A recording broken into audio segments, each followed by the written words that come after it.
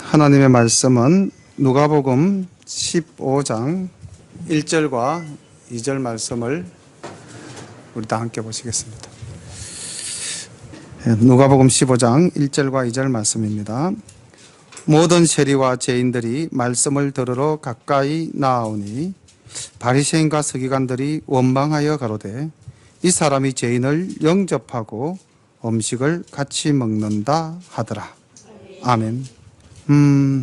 누가복음 15장의 세 비유는 우리가 유년주일학교 어린이 때부터 많이 들어왔던 그런 말씀입니다.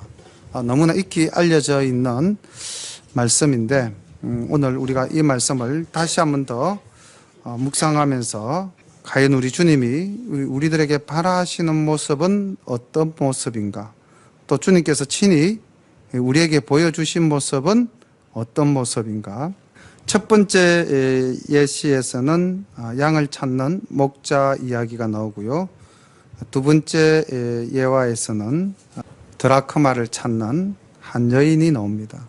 그리고 세 번째 비유에서는 아들을 기다리는 아버지 이야기, 그리고 또 회개하고 돌아오는 아들의 이야기가 있습니다. 오늘 이 말씀이 우리 교회와 우리 성도님들에게 어떻게 또 은혜를 주시는지 묵상하면서 말씀을 봅니다.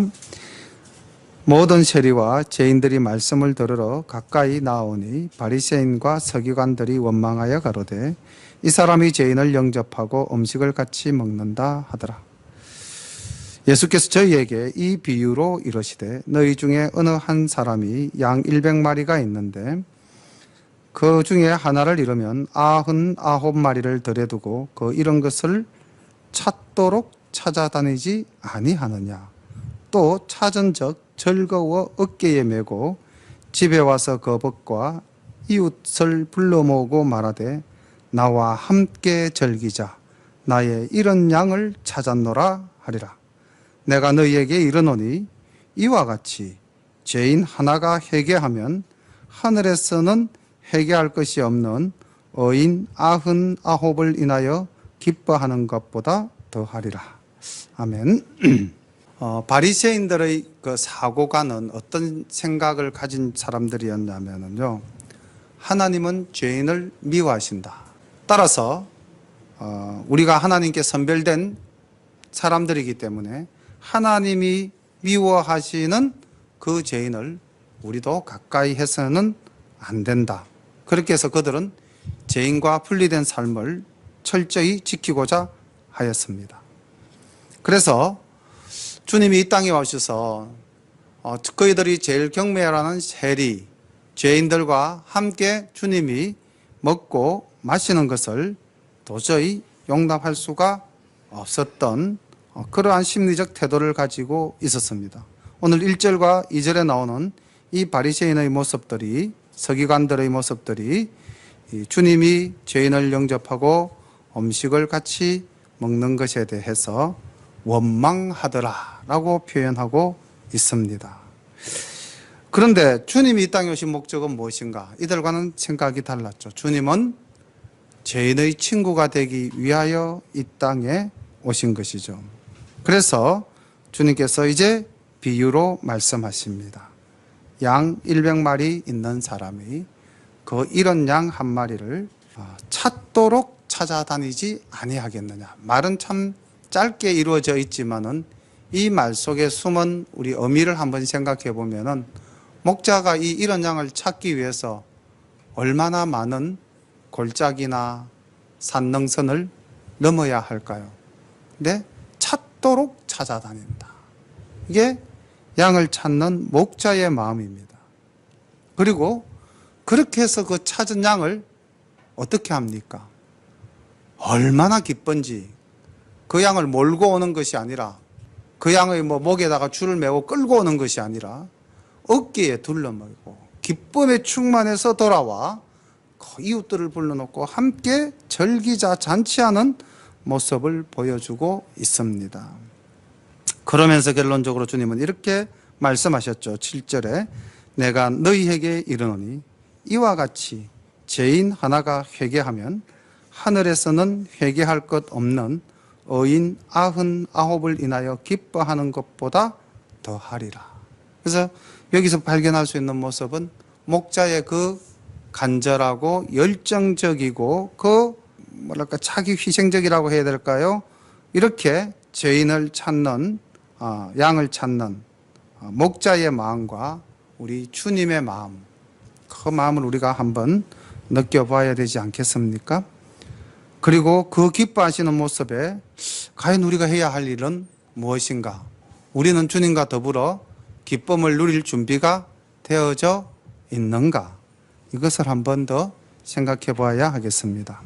두 번째 비유가 나옵니다. 어느 여자가 10드라크마가 있는데 하나를 잃으면 등불을 켜고 집을 썰며 찾도록 부지런히 찾지 아니하겠느냐. 또 찾은적 벗과 이웃을 불러 모으고 말하되 나와 함께 즐기자. 이런 드라크마를 찾았노라 하리라. 내가 너희에게 이르노니 이와 같이 죄인 하나가 회개하면 하나님의 사자들 앞에 기쁨이 되느니라. 자, 여기 이 비유는 우리가 이스라엘의 풍속을 조금 알면 훨씬 더 잘 이해할 수 있습니다. 드라크마 10개 가진 사람이 하나 잃어버렸다고 그렇게 열심히 찾겠습니까?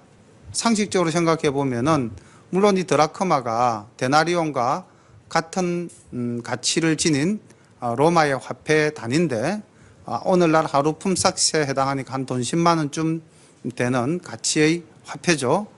그 10만 원을 찾기 위해서 좋은 집에 불을 켜고 집을 썰고 그렇게 부지런히 찾을까요? 근데 여기에는 드라크마에 얽힌 이야기가 있습니다. 유대 풍속에 의하면은 결혼을 할 때 결혼 기념으로 남자는 자기 아내 된 여인에게 드라크마 10개를 한 줄에 꿰어서 목걸이처럼 줄에 꿰어서 선물을 했다고 합니다. 그러니까 여인에게 있어서 그 드라크마 10개가 묶여져 있는 것은 그 남편과 자기와의 사랑의 정표죠. 그래서 그 중에서 하나를 잃어버렸다는 것은 단순히 드라크마 한 개를 잃어버린 것이 아니라 남편과 나와의 사랑을 회복시키는 일이고 그 사랑을 이어가는 일이기 때문에 이 여인은 그렇게 간절히 드라크마를 찾은 것입니다. 자, 우리가 여기서 지금 첫 번째 비유와 두 번째 비유에서 발견할 수 있는 게 첫 번째는 양이 몇 마리였습니까? 100마리였죠. 근데 지금은 드라크마는 몇 개죠? 10개입니다. 이렇게 이제 100에서 10으로 그 비유의 대상이 이렇게 점점 우리가 뭐 촬영 용어로 말한다면 클로즈업 되는 것이죠. 그죠? 멀리서부터 이제 가까이로 이렇게 압축시켜서 오는 그런 모습을 보여주고 있습니다. 그래서 이 여인이 이 드라크마를 찾은 적 벗과 이웃을 불러서 함께 즐기자 잔치를 여는 장면. 잃어버렸던 드라크마를 찾았다. 내 잃어버린 사랑을 회복했다. 그 여인이 드라크마를 찾는 그 모습. 그 모습은 누구의 모습이죠? 예수님의 모습이죠. 우리를 찾기 위해서 우리와 주님과의 그 사랑을 떠나간 건 우리였는데 찾으시는 분은 주님이었다는 거죠. 그래서 첫 번째 비유와 두 번째 비유의 주체는 목자와 여인입니다. 주님이 이 비유의 주체가 되고 있죠. 그런데 이제 세 번째 비유를 가면은 어떤 사람에게 두 아들이 있었다. 110 이제 2로 가죠. 그죠? 그 점점 이렇게 이제 잃어버린 것에 대한 가치가 점점 높아져 감을 우리가 볼 수가 있습니다. 보겠습니다. 11절 또 가라사대 어떤 사람이 두 아들이 있는데 그 둘째가 아비에게 말하되 아버지여 재산 중에서 내게 돌아온 분깃을 내게 주소서 하는지라. 아비가 그 살림을 각각 나눠 주었더니 그 후 며칠이 못되어 둘째 아들이 재물을 다 모아가지고 먼 나라에 가 거기서 호랑방탕하여 그 재산을 허비하더니 다 없이 한 후 그 나라에 크게 흉년이 들어 저가 비로소 궁핍한지라. 가서 그 나라 백성 중 하나에게 붙여 사니 그가 저를 들러 보내어 돼지를 치게 하였는데 저가 돼지 먹는 지엄 열매로 배를 채우고자 하되 주는 자가 없는지라. 이제 아들이 아버지를 떠나가는 모습입니다. 지금 여기서 주체는 아버지가 아니고 아들이죠. 우리의 모습입니다. 여기서 아들은 자기의 것을 주장합니다. 하나님께서 우리에게 주신 것이 사실은 굉장히 풍족하잖아요. 그 아버지의 집에 있으면 우리는 모든 것을 다 누리면서 살지 않습니까? 그런데 여기 둘째 아들은 자기의 분깃을 주장하고 그것을 가지고 이제 세상으로 나아갑니다.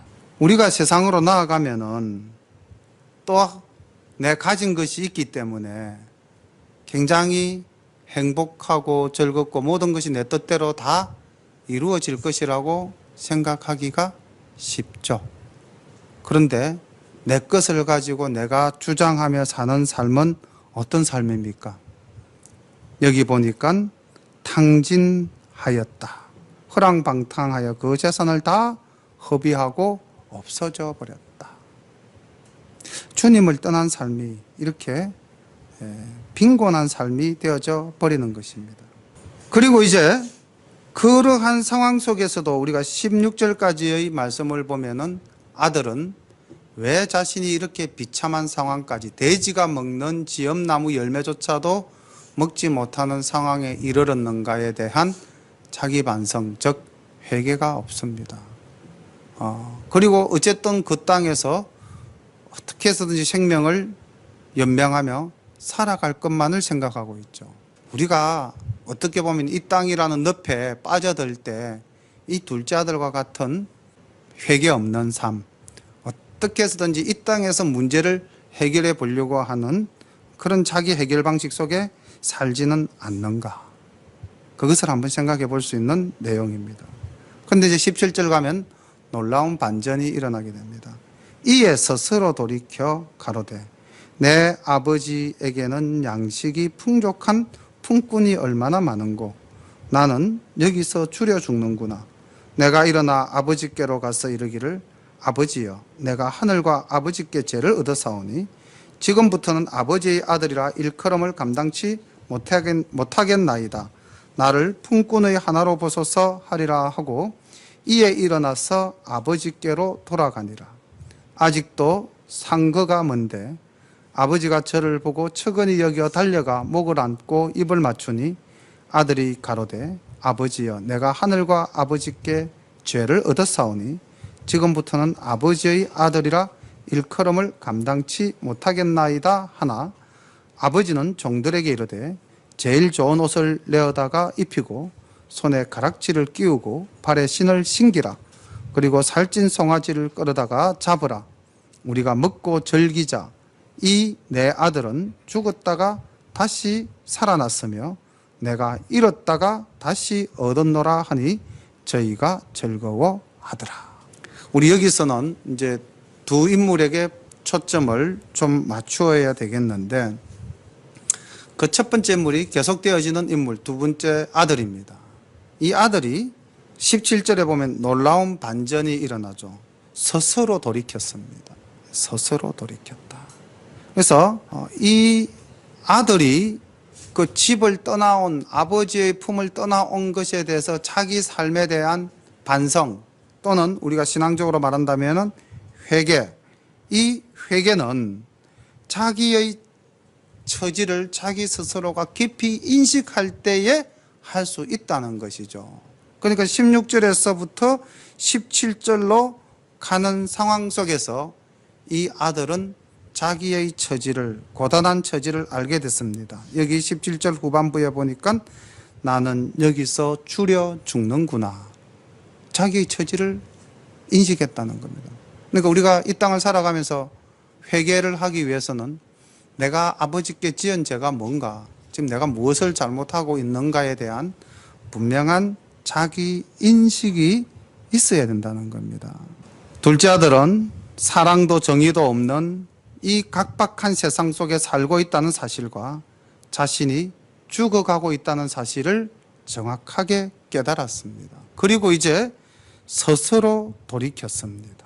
역대하 7장 14절에 보면 내 이름으로 일컫는 내 백성이 그 악한 길에서 떠나 스스로 겸비하고 기도하여 내 얼굴을 구하면 내가 하늘에서 듣고 그 죄를 고칠지라. 하나님께서는 스스로 고백하는 그 영혼을 찾아 기다리고 계신다는 겁니다. 둘째 아들이 이제 자신의 죄에 대해서 스스로 고백했습니다. 그리고 둘째 아들이 결단하죠. 이제 18절에 보니까 내가 일어나 아버지께 가서 행동의 변화가 나타나는 거죠. 그 제약된 세상에서 떠나겠다는 결단과 의지와 행동이 나타나고 있습니다. 그리고 18절과 21절에 보면은 이 아들은 자기 입으로 스스로 아버지께 시인합니다. 18절에서는 가서 이렇게 하리라 하고 마음속으로 결단했던 것이고요. 21절에 가니까 직접 아버지를 만났을 때에 18절에 그 결단했던 그 말 그대로 반복하여 아버지여 내가 하늘과 아버지께 죄를 얻어사오니, 이 죄에 대한 고백을 하고 있는 것입니다. 그리고 그 다음에 둘째 아들이 놀라운 것은요, 자기를 이제 아들이라 칭하지 않습니다. 아버지 앞에 품꾼 중 하나와 같이 나를 쓰소서, 겸손하게 아버지께 나아갔다는 것이죠. 우리가 회개하는 자세가 이 둘째 아들의 모습 속에서 어떻게 하면 우리가 하나님께 온전한 회개를 하는 것인가, 사실 이 둘째 아들이 오늘 모범적으로 그 모습을 보여주고 있습니다. 그리고 이제 내가 종처럼 이 집에서 일을 하겠습니다. 우리가 내 것이라 주장해가지고 하나님의 품을 떠나서 이 땅에서 우리가 이 둘째 아들처럼 허랑방탕하여 모든 것을 다 탕진하고 줄여 죽는 상황에까지 간 적은 없습니까? 내 영혼이 그렇게 내가 심히 고달프고 괴로울 때 나는 어떻게 주님께 다시 돌아갈 것인가? 나는 어떻게 회개할 것인가? 만약에 답을 찾지 못하신다면은 오늘 이 둘째 아들이 보여준 이 모습을 떠올리면 참 좋을 것 같습니다. 이 둘째 아들이 사실 누구냐면은 1절에 나오는 세리와 죄인들입니다. 자, 그럼 이제 한 사람이 더 나옵니다. 그리고 아버지는 우리 주님이라고 우리는 말할 수가 있겠죠. 남은 한 사람 맏아들, 첫아들입니다. 25절부터 봅니다. 맏아들이 밭에 있다가 돌아와 집에 가까웠을 때에 풍류와 춤추는 소리를 듣고 한 종을 불러 이 무슨 일인가 물은데 대답하되 당신의 동생이 돌아왔음에 당신의 아버지가 그의 건강한 몸을 다시 맞아들이게 됨을 인하여 살찐 송아지를 잡았나이다 하니 저가 노하여 들어가기를 즐겨 아니하거늘 아버지가 나와서 권한데 아버지께 대답하여 가로되 내가 여러 해 아버지를 섬겨 명을 어김이 없거늘 내게는 염소 새끼라도 주어 나와 내 벗으로 즐기게 하신 일이 없더니 아버지의 살림을 창기와 함께 먹어버린 이 아들이 돌아오매 이를 위하여 살찐 송아지를 잡으셨나이다. 아버지가 이르되 예, 너는 항상 나와 함께 있으니 내 것이 다 네 것이로다. 이 내 동생은 죽었다가 살았으며 내가 잃었다가 얻었기로 우리가 즐거워하고 기뻐하는 것이 마땅하다 하니라. 우리가 여기 이 맏아들의 모습에서 가만히 보면 무엇을 발견할 수 있습니까? 이 맏아들에게서는 사랑이 없습니다. 아무리 원수 같은 동생이라도 이 시간이 꽤 안 걸렸겠습니까? 10년이 지났는지 5년이 지났는지는 모르지만은 생사를 알지 못했던 동생이 집으로 돌아왔다면은 그 형님의 마음은 어떠해야 될까요? 그 아버지 마음처럼 아버지는 날마다 집 밖으로 나가서 먼 곳을 바라보며 아들이 돌아오기를 아마 기다리고 계시지 않았습니까? 기다리고 계셨겠죠. 그죠? 날마다 기다렸을 겁니다. 오늘 우리가 315장 찬송 불렀듯이 우리 주는 날마다 기다리고 계신다. 그래서 상거 서로의 거리가 굉장히 멀리 떨어져 있음에도 불구하고 아버지는 그 터들어오는 사람이 자기 아들인 것을 알아채리고 뛰어나가서 그 아들의 목을 껴안고 입맞췄다. 여기서 우리가 발견할 수 있는 것은 아버지의 풍성한 사랑입니다. 아버지는 사랑이 풍성했는데 이 형은 굉장히 모범적이죠. 뭐라고 이렇게 이야기를 하냐면 아버지께 이야기하기를 29절에 보니까 아버지께 대답하여 가로되 내가 여러 해 아버지를 섬겨 명을 어김이 없었다. 자, 그렇다면 이 맏아들은 누구인 것 같아요? 주님이 말씀하실 때 누구를 빗대어서 하신 말씀일까요? 바리새인과 서기관들이겠죠. 그들은 하나님의 말씀에 철두철미하게 지켰습니다. 오히려 자기들이 자의적으로 해석을 해서 더 철저하게 지켰죠. 그래서 이렇게 이야기할 수 있죠. 나는 아버지의 말씀을 지켜서 아버지가 하시는 명령을 단 하나도 어긴 적이 없다라고 자신의 행위에 대해서 당당함을 이야기할 수가 있었겠죠. 그런데 이 형에게는 동생을 위하는 사랑이 없었습니다. 1절에 주님께서 죄인과 세리들이 함께 먹는 것을 무엇했다고 기록되어져 있습니까? 원망하였다. 여기서 우리말로 원망이지만은 아마 비난하였다, 조소하였다, 경멸하였다 이런 의미도 가능하지 않겠습니까? 죄인들과 함께 먹는 자로다. 오늘 우리가 이 땅을 살아가면서 나는 참 하나님을 잘 믿고 잘 섬긴다. 그러면서 형제의 잘못이나 형제의 실수에 대해서 나는 지나치게 엄격하지 않는가를 한번 돌아봐 주시기를 바랍니다. 만약에 내가 내 형제나 내 이웃에 대하여 말씀을 가지고 정죄한다면은 여기 나타나는 큰아들과 똑같은 사람이 되어버립니다. 그 속에는 사랑이 없는 거죠. 배려가 없는 것입니다. 사실 유대법에 의하면 둘째 아들이 아버지 생전에 재산을 달라고 요구할 수도 없는 거고요. 나눠줄 수도 없는 일인데 아버지는 그 모든 것을 다 수용할 만큼 사랑이 풍성했습니다. 그리고 그 자식이 다 탕진하고 돌아와도 껴안고 입맞출 만큼 아들을 사랑했고요. 그 아들에게 새 옷을 입히고 새 신을 신기우고 반지를 끼워서 아들의 신분을 다시 회복시켜 주셨습니다. 이것이 우리 주님의 사랑입니다. 그런데 맏아들은 저 아이는 아버지의 재물을 들고 나가서 다 탕진한 녀석이다. 저 녀석은 내 동생이 아니야. 이미 선을 그어버린 거죠.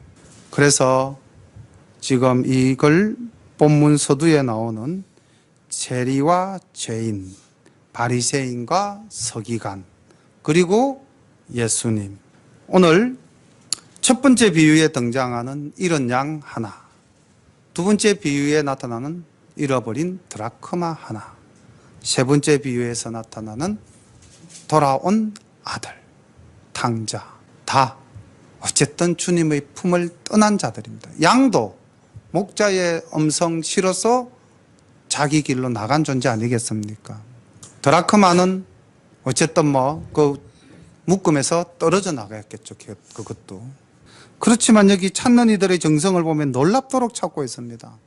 목자는 찾도록 찾으며 골짜기를 지나서 가시덤불을 지나서 산능성을 넘어서 드라크마를 찾는 여인은 밤새도록 불을 켜놓고 썰며, 이것이 오늘도 우리를 사랑하시고 우리를 위해서 기다리시는 주님의 모습, 찾으시는 주님의 모습이라고 한다면은 이 목자와 여인의 모습은 아버지의 모습으로 그대로 연결됩니다.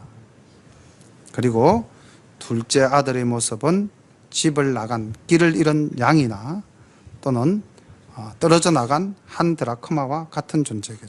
우리가 이 맏아들처럼 예수님 잘 믿고 신앙생활 열심히 잘하고 나는 교회에 열심히 충성하고 있고 나는 이 교회의 기둥으로서 든든히 정말 내가 없으면 교회가 쓰러져 할 정도로 신앙생활 열심히 잘 한다면은 정말 좋은 모습입니다. 그 모습이 얼마나 아름답습니까? 그런데 내가 여기에 뭐가 빠졌는가를 늘 돌아보셔야 됩니다. 사랑이 빠졌다면은 그 모든 것은 아무런 의미가 없다. 이렇게 결론 내릴 수도 있다는 것입니다. 31절에 보십시오. 아버지가 이르되 예 너는 항상 나와 함께 있으니 내 것이 다 네 것이로되 이 내 동생은 죽었다가 살았으며 내가 잃었다가 얻었 그런 아들이 아니냐. 너도 기쁘지 아니하냐? 이렇게 묻고 있죠. 근데 맏아들이 기쁩니까? 기쁘지 않습니까? 28절에 보십시오. 저가 노하여라고 기록되어져 있습니다. 여기 저가 노하여는 2절에 원망하여와 동일한 심리죠. 자기 가치관에서 아버지의 행위가 마음에 안 들었다는 거죠. 이게 얼마나 교만함입니까? 오늘 우리가 이 땅을 살면서 우리의 기준으로 이렇게 아버지까지 평가하는 아들이 되어서는 절대 안 되겠죠. 그죠? 나를 위해서는 염소 새끼 한 마리 안 잡아주신 아버지. 이렇게 표현하는 이 맏아들. 그래서 이 부분을 가지고 많은 분들이 말씀하실 때 맏아들도 나름대로 할 말은 있는 입장이 아니겠는가 라고 말씀하실 수 있는데 굉장히 성실하죠. 지금도 보니까 밭에 있다가 돌아왔다. 일하다가 돌아온 아들입니다. 아마 아버지가 밭에 가서 일하라고 시켰겠죠. 그 명을 지켜서 돌아온 아들입니다. 다시 말하면은 드러나는 행위는 신실합니다. 그런데 그 마음에 진정 아버지에 대한 경외심이 있었는가, 아버지의 마음을 아는 자였던가 라고 본다면 이 맏아들은 문제가 심각하죠. 아버지에 대한 존경심, 아버지의 마음을 알아주는 깊은 사랑 이런 거 전혀 없습니다. 우리가 오늘 이 본문 속에서 우리 교회는 아니라고 저는 생각을 합니다. 물론 저 자신도 약간은 찔리는 부분은 있는데 오늘 우리 본문이 주는 우리 시대의 교회에게 주는 말씀이라고 제가 다시 한 번 더 재해석해 봤을 때 오늘날 교회는 어떤 사람과 함께 있는가? 맏아들과 함께 있는가? 아니면 둘째 아들과 함께 있는가? 예수님은 항상 죄인의 친구로서 이 땅에서 살아가셨습니다. 그리고 항상 예수님은 약하고 억눌리고 소외되고 가난하고 병든 자들과 함께 하셨습니다. 예수님과 함께 있는 그 무리가 바로 교회의 모습 아니었겠습니까? 그럼 교회는 누구와 함께 해야 하는가? 그런데 오늘날 교회는 누구와 함께 하고 있는가? 우리 열린교회는 누구와 함께 하기를 진정 바라고 있는가? 이런 부분에 대해서 현대교회는 화려하게 건물을 짓고 또 그 안에 있는 사람들도 어느 정도의 수준 이상이 모이는 그런 교회가 참 많죠. 그런 교회에 어떤 사람들은 주눅이 들어서 못 갈 수도 있을 만큼 교회가 문턱이 높아져 있는 그런 교회도 이 땅에는 있을 수 있을 것입니다. 그런데 교회는 어떠해야 하는가? 세리와 죄인들이 말씀을 들으러 가까이 나아왔다. 그런데 바리새인과 서기관들은 늘 예수를 시험하려 하였습니다. 오늘 우리는 세리와 죄인들의 마음으로 그들과 함께 하는 그러한 교회의 모습을 세워가야 되지 않겠는가? 주님께서 오늘 우리 교회에 주시는 말씀으로 받아들이고 또한 우리 각자는 맏아들처럼 내가 드러나는 신앙 행위는 항상 바르게 잘 하지만은 과연 내 속에 참으로 약하고 소외되고 억눌리고 가난하고 병든 자들을 참으로 돌아보는 마음들이 있는가? 이것들에 대해서 한 번 더 깊이 생각해 볼 수 있는 본문이 15장 말씀인 것 같습니다. 그리고 주님은 그러한 마음을 가진 한 영혼 한 영혼을 굉장히 귀히 여기신다. 찾도록 찾으신다. 그 한 영혼을 찾으면 천국에서 잔치가 열리는 그러한 귀한 모습을 오늘 우리에게 말씀해 주셨습니다. 우리가 교회를 세우고 교회가 성장하는 과정 속에 물론 이 지역에서 교회 십자가를 바라보고 믿다가 낙심하셨던 분들이 오신 경우도 있습니다. 그런데 제가 볼 때 우리가 정말 전도해서 길에 나가서 사람을 데려다가 내 집을 채웠는가, 이 부분에 대해서는 우리는 조금 더 열심을 내고 분발해야 되지 않겠는가. 이제 우리 교회가 그런 부분에서도 이런 양을 좀 찾는, 드라크마를 찾는 그런 우리들의 열정적인 모습들도 있어야 되지 않겠는가. 그런 생각들을 해보게 되는 말씀이었습니다. 함께 기도드리겠습니다. 하나님 우리 아버지, 은혜를 감사합니다. 주님께서는 찾도록 찾으시며 아버지 하나님, 등불을 밝히고 썰고 또 썰면서 잃어버린 것을 찾는 그러한 모습을 우리들에게 보여주셨습니다. 그런데 아버지 하나님, 우리는 오늘 어떻게 살아가고 있습니까? 그저 아버지가 주시는 명령을 내가 형식적으로 준행하며 내 나름대로 내 할 도리를 다 하고 살아간다고 생각하고 있는 마다들과 같은 삶을 살고 있는 것은 아닌지 한번 더 돌아보게 됩니다. 아버지 하나님, 이제는 저희가 정말 열심으로 우리의 이웃들을 위해서 손을 펴고 나아가는 우리들 될 수 있도록 인도하여 주옵소서. 이 구암동 지역을, 또 이 소계동 지역을 아버지 하나님, 믿지 않는 영혼들을 구원해내는 그런 구원의 방주로서의 우리 교회가 될 수 있도록 인도하여 주옵소서.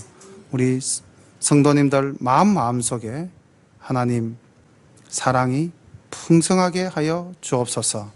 그리하여 정말 아버지 하나님, 모든 것을 다 잃어버리고 자기 뜻대로 내 생각과는 전혀 반대의 길을 가는 그런 동생 같은 자가 있다 할지라도 아버지와 함께 기뻐하며 그 동생을 반갑게 맞이하는 그런 사랑이 풍성한 우리 열린교회 모든 식구들 다 되게 인도하여 주옵소서. 예수님의 이름으로 감사하며 기도드리옵나이다. 아멘.